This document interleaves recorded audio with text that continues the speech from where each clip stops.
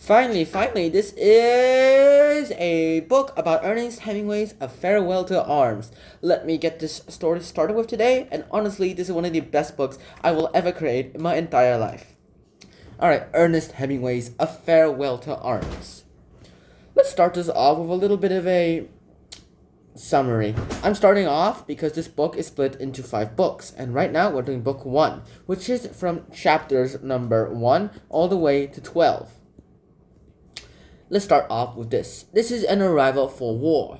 There was this guy named Henry, spelled with a Y, Henry, and Henry was going ahead and having some trouble issues, like moral dilemmas. He wanted to join the war. He was part of the, for some reason, Italian military within World War One, even though he was Americano.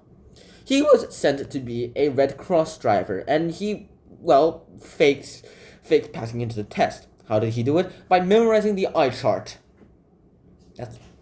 That's pretty brilliant in my opinion.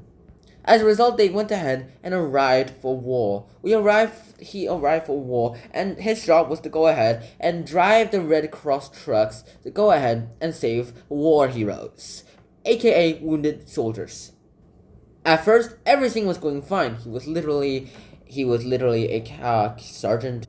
Well, not yet, at least, but he would eventually become a sergeant. He right now has a pretty good rank in the military, and he went ahead and started going ahead with the Red Cross drivers. Also, the Americans didn't really exactly like, the Italians didn't exactly like him. Americans, of course, they love him. The Italians, nah. They thought that the Americans were all going to be reckless and get them to death. They were sort of right on that note, so in the end, he went ahead and he was going to tend to an injured person, and that injured person was quite well injured.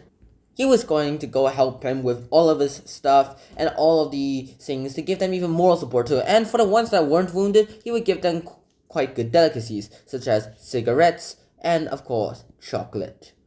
He himself and his fellow officers, he's currently an officer, would go ahead and joke with each other about things. They were in some place named, they were in some place named Gorizia, and they would go ahead and talk with each other there. This part is still, the war part, the battle here is over, and not that much of the buildings are quite damaged too. They can always rebuild pretty quickly, this one.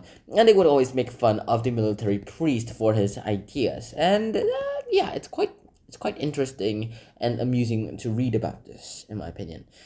Another thing that happens is that during his leave, Henry would go ahead and discuss with his roommate, the lieutenant and sergeant Rinaldi. And he says that he claims to have traveled throughout Italy, which is quite untrue. And Rinaldi, who is quite obsessed with beautiful girls, goes ahead and tells him about these beautiful girls as well too. So they each somehow become friends and they talk to each other pretty well. A surgeon and an officer. Currently, I would go ahead and make the surgeon wear glasses, because, nerds wear glasses. Anyway, so Rinaldi went ahead and said that he has this obsession with this beautiful English girl and asks to be borrowed like 50 libras, 50 lira. Lire, which is like the Italian currency, to go ahead and start wooing her, and as a result, he went ahead and lent him some 50 lira. Eventually, though, Rinaldi went ahead and went out, and then later, Henry going ahead, feeling guilty, drunkenly explains that he wanted to make the visit towards the priest, because he went ahead and promised to meet the priest, and the priest is quite hurt that he never came. He said that he tried to make the visit, but he was quite drunk, so circumstances prevented him to do that. That's his response. Next morning, a battery of guns go ahead and wake him up, and he has to go ahead and go on a journey too. Later on, though, he would go ahead and eventually meet Catherine herself, and he will be the one to woo her. But until then, he would go ahead and keep being a Red Cross driver. He would keep going ahead and giving out cigarettes and chocolates until he got wounded himself, and that's exactly what happened to him.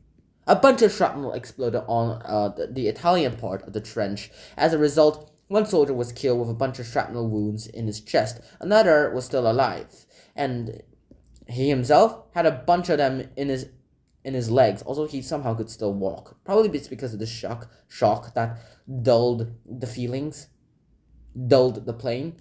And he went ahead and somehow dragged the soldier all the way across the trench while still being shot by machine gun fire onto the nearest safe place. Somehow, though, somehow so he still got shot and he fell unconscious, and he was found by his fellow officers. When he woke up, he was going to be sent to a Red Cross hospital. And that is the end of book 1. It ends with him becoming injured.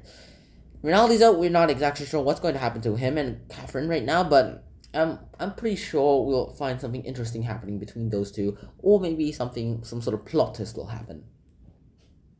I hope you guys enjoyed this episode of Summary of Book 1. I'll see you guys soon. Until next time, Shahana, peace. Bye bye.